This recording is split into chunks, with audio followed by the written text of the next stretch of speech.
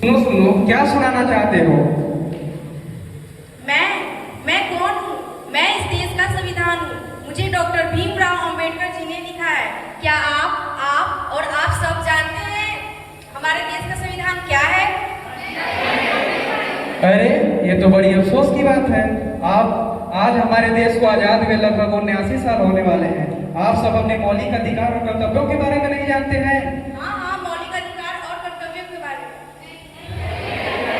तो चलिए हम अपने मौलिक अधिकारों को बारे में बताते हैं। सबसे पहला है समानता का अधिकार।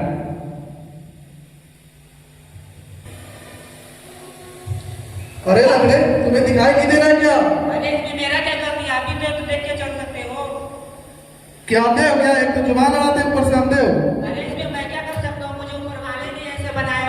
मैं भी तो एक देश का नागरिक हूँ। मुझे भी स्वतंत्रता का समानता का अधिकार है। क्या समानता का अधिकार?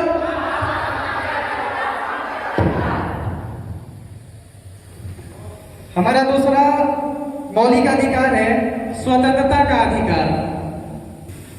पापा मुझे गोवा जाना है, प्लीज जाने दीजिए। नहीं, तुम एक लड़की हो, तुम्हें बाहर जाना और घूमने का कोई अधिकार नहीं है। प्लीज जाने दीजिए, मेरे सभी दोस्त जा रहे हैं घूमने के लिए। तुम्हें नहीं जाना है, चुप जाओ, अपना काम करो। पापा मैं आ गया। आ गए बेटा, कहाँ गया था? अपने दोस्तों के साथ मस्ती करने। मस्ती किया क्या है? हाँ बहुत की। पापा मुझे गोवा जाना है। गोवा जाना है, पता कितने पैसे चाहिए? बस सिर्फ 20,000 रुपए। इले 20,000 जाकर मस्ती थैंक करो। यू पापा।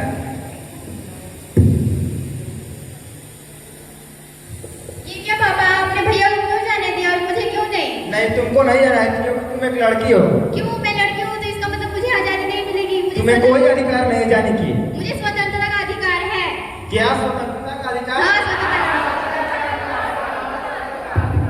अब मैं अपने तीसरे अधिकार की ओर आता हूँ, वो है शोषण के विरुद्ध अधिकार।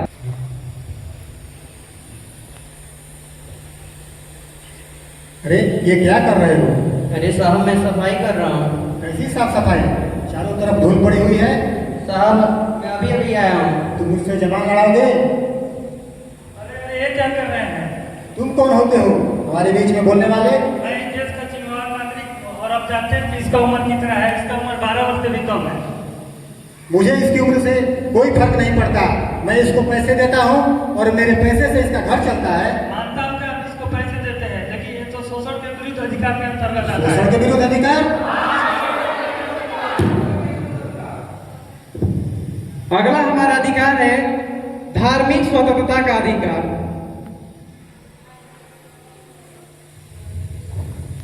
रघुपति राघव राजा राम पतित पावन सीताराम।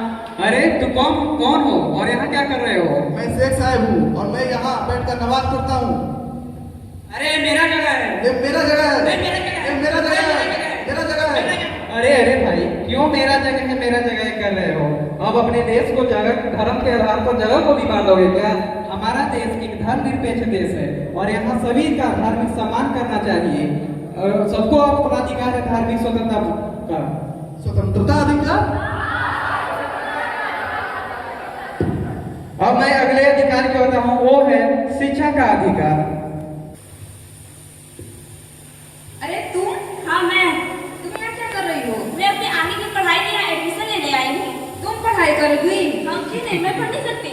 जानती हो पढ़ने में कितना पैसा लगता है? सरकार ने मुझे स्कॉलरशिप दिया है, इसलिए मैं अपना आगे की पढ़ाई करने के लिए आई हूँ। वैसे क्या बनोगी?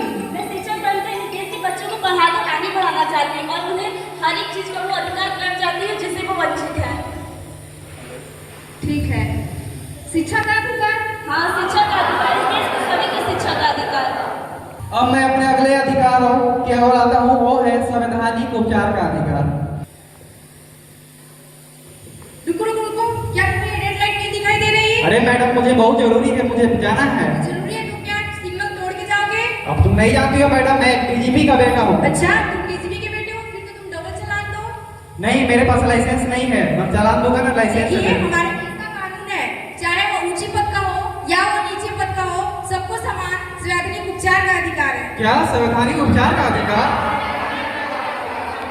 तो आइए हम अब सभी मौलिक अधिकारों को दोहराते हैं। पहला है समानता का अधिकार।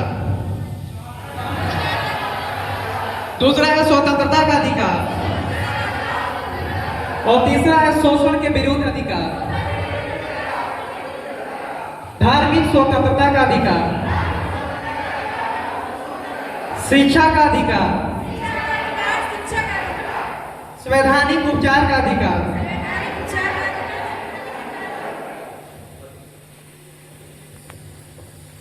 अधिकार मिलते नहीं मांगे जाते हैं, अधिकार मिलते नहीं मांगे जाते हैं।